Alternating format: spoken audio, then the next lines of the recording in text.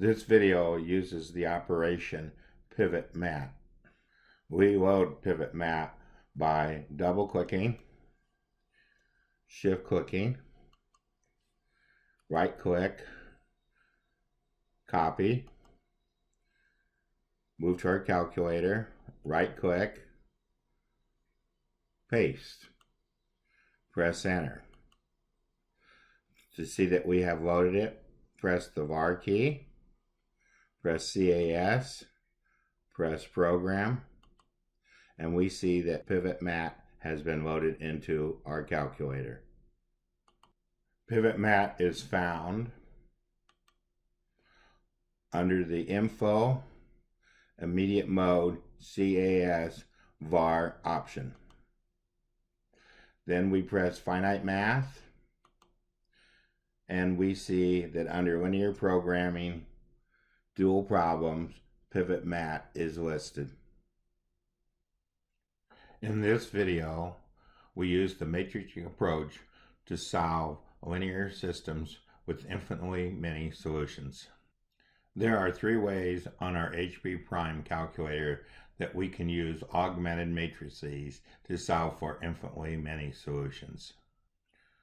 We enter our matrices into our calculator. Let's switch to the home screen.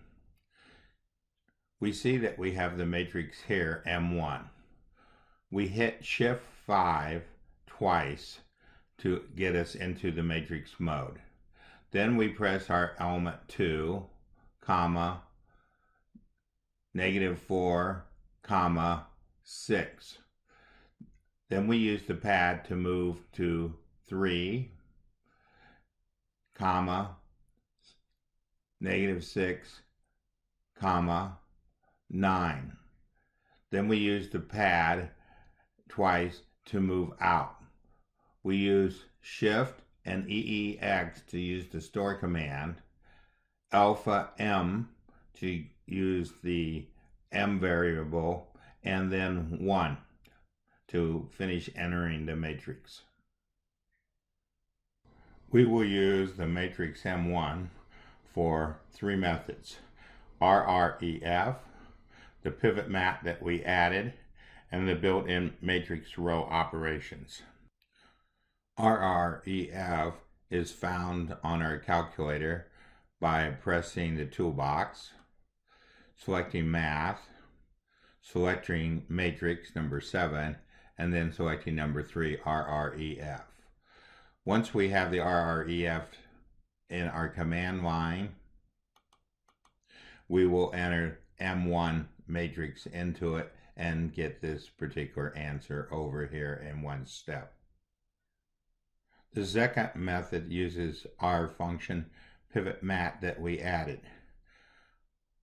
To see that on our calculator, we hit the var key, we hit program, which is 2, and then we hit 1, which is pivot mat. We will enter in the M1, 1, 1, and again end up with the answer in one step. The third method is to use the built-in row operations. They are shown here on our calculator. For each of these methods, what we do is we clear the history out except for M1. So to get M row, we go to our toolbox, go to catalog,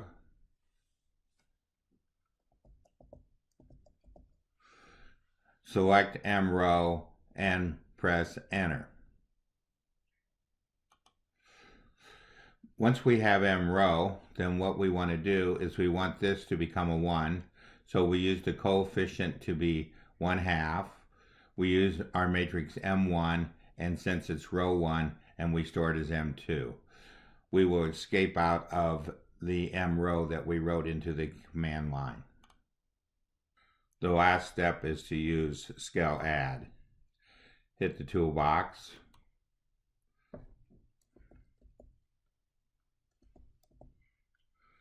use our pad, move down 1, and we see that we have scale add.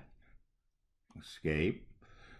With the scale add, we used our matrix M2. Then we take the opposite of the number that we want to get rid of. So we take this to be -3. Our pivot row is 1, and we want to replace row 2. And then we press enter, and we end up with our solution. We know that we have infinite solutions when the last row ends up being all 0. So in all three cases, we have the last row ending up being all zeros. To write the answer for infinite solutions is a little tricky. We go back to our calculator and we go to the CAS mode. We will use the solve to come up with our solutions. The solve is found using the toolbox, using the CAS, using option 3, and then option 1. For the first parameter, we transfer the row from our matrix over to an equation and solve it for y.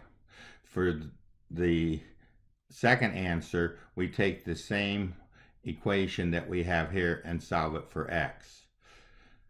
The first answer turns out to be kind of complex, so we have to use the expand. To see the expand, we press the toolbox. We press algebra 1, and then we use 3 to get the expand function. We take the answer when we solve for x and write it in here with y. We take the answer that when we solve for y and write it in here and then write down x. If we use the math assistant to do this problem, it came up with x is equal to any real. So what we're talking about is any infinite answer with these characteristics. This ends our lesson on infinitely many solutions.